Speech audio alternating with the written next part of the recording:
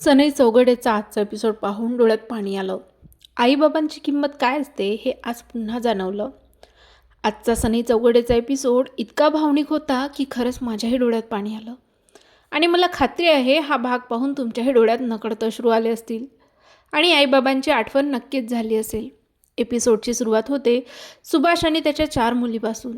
4ही मुली एकत्र असतात, पण सगळ्यात धाकटी मात्र एकटीच झुल्यावर शांत बसलेली असते. तिचा उतरलेला चेहरा पाहून सुभाष लगेच तिच्याजवळ जातो आणि प्रेमाने विचारतो, काय झालं गं? तेव्हा ती सांगते की शाळेतील एक मुलगी तिला खूप त्रास देते. हे ऐकता सुभाष आपल्या 4ही मुलींना जवळ बोलवतो आणि त्यानंतर जे बोलतो ते ऐकून प्रत्येक प्रत्येक प्रेक्षकाच्या डोळ्यात पाणी येतं.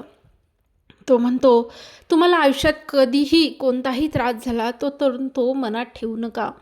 आधी मला सांगा. मला नाही जमलं तर आईला सांगा आणि आम्हा दोघांनाही नाही जमलं तर एकमेकांना सांगा, पण गप्प राहू नका.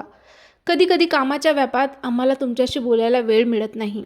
ती आमची चूक आहे, पण कामही करावीच लागतात ना, म्हणून आम्ही जवळ नसू तरी एकमेकींना आधार बना. यानंतर सुभाष प्रत्येक मुलीशी वेगळं बोलतो.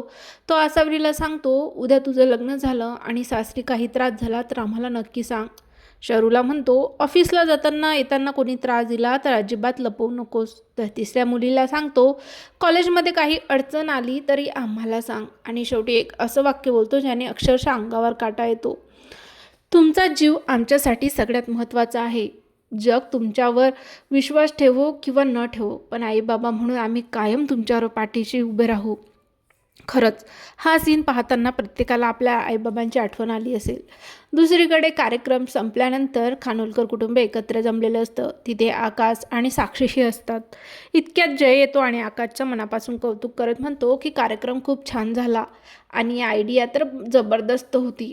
मात्र साक्षी लगेच विचारते, तुला अजून काहीच माहीत नाही का? जय आश्चर्याने तिच्याकडे पाहतो तेव्हा आकाश म्हणतो, बहुतेक मी तुला सांगायचं विसरलो.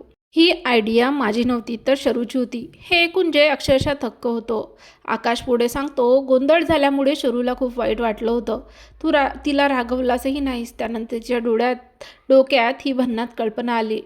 आईच्या हातून उद्घाटन व्हावं ही देखील तिचीच कल्पना होती आणि आजचा संपूर्ण कार्यक्रम तिच्यामुळेच यशस्वी झाला. हे ऐकता जयलाच्या चेहऱ्यावर पश्चाताप स्पष्ट दिसू लागतो.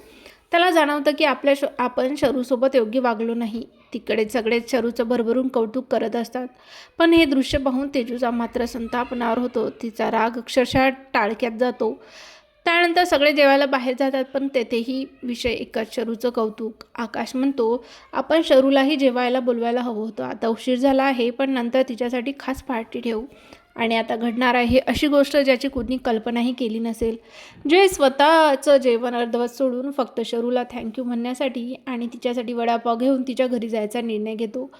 सगळ्यात मजेशीर गोष्ट म्हणजे दोघेही आपल्या एकमेकांचा विचार करत असतात. जय स्वतःलाच विचारतो, शरू काही बोलली का? तर शरू म्हणते, जय तुला काही बोलायचं आहे का? म्हणजे हळूहळू दोघांची मनं एकमेकांकडे ओढली जाऊ लागली आहेत.